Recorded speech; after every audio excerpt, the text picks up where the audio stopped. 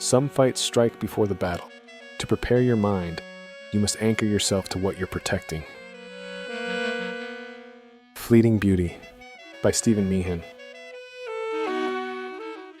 A paw slammed to the ground, crushing the scattered remnants of the surrounding trees. With a grumble, a furry beast emerged from the forest's edge. As the animal strode from the protection of the forest, it halted when the crunching twigs and leaves gave way to an undulating sea of purple flowers.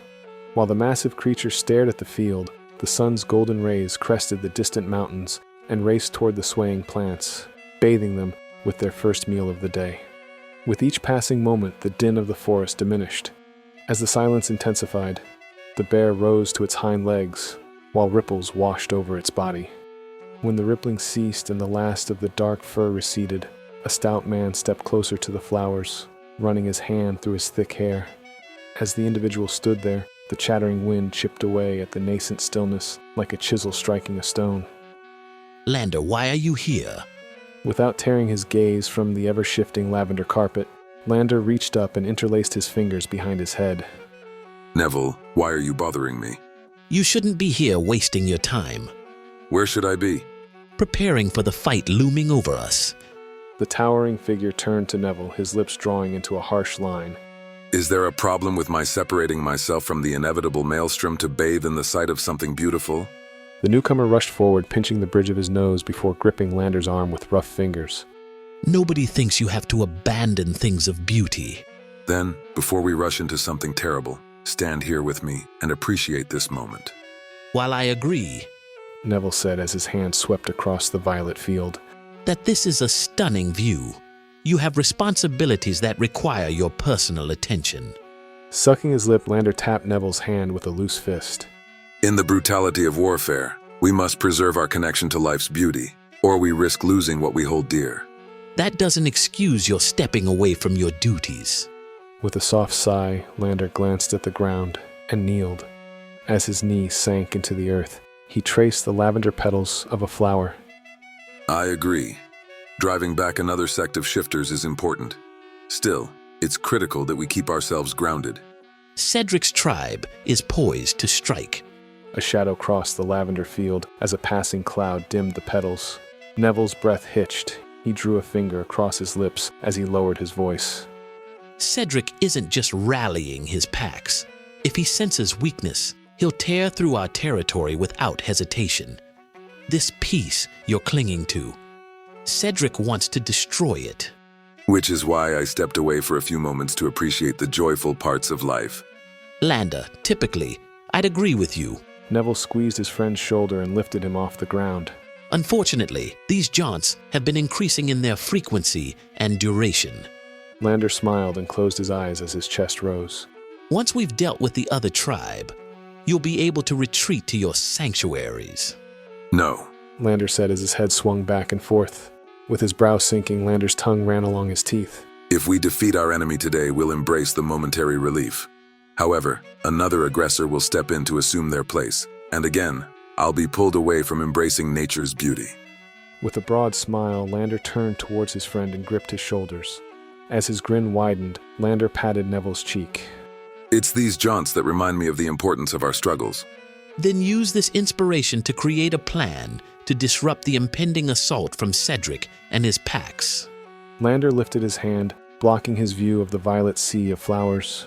Instantly, his skin rippled, and his fingers transformed into thick talons. His gaze lingered on the implements of destruction for several breaths, as a silence wrapped itself around the two shifters. The thump of Lander's knees slamming into the ground shattered the fragile stillness. With a heavy sigh, Lander lifted his rippling paw and slammed it into the ground, pulverizing a patch of grass. With sorrowful eyes, Neville clasped his friend's arm and hauled the shifter to his feet. I understand your desire to bathe in beauty.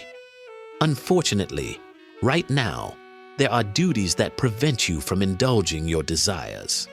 Despite our long friendship, Lander said, turning away from the field of flowers. You keep missing the point of these trips. With a groan, Neville paused beside a leafless tree. If I'm missing the reason, please explain it. Lander's gaze flicked between two trees as he pointed to a drooping branch. He traced the laden bough with his knuckles and twisted his head toward Neville. If we don't remind ourselves what we're fighting to protect, We risk turning into the monsters we're defending against. Do you really think we'll end up like Cedric by ignoring the simple beauty the world can offer? Cedric and his people weren't always this belligerent. Neville's knuckles dug into his temples as he rushed to Lander's side. Are you suggesting their entire tribe turned into monsters because they stopped appreciating life's splendor? Of course not.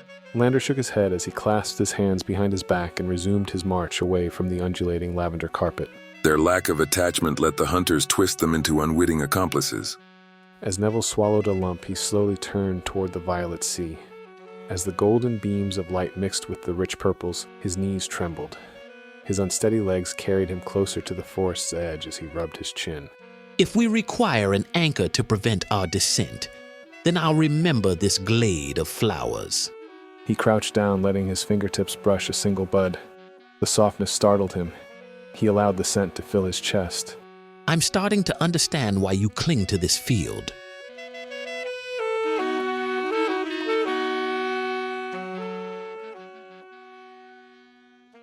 With that, our story concludes. I hope you've enjoyed today's reprieve from your daily grind. If you like the vibe, hit that like button, drop a comment, and subscribe if you haven't already, because every bit helps get this channel spread to those who require a momentary chance to unwind. I'll see you for the next tale, my friends.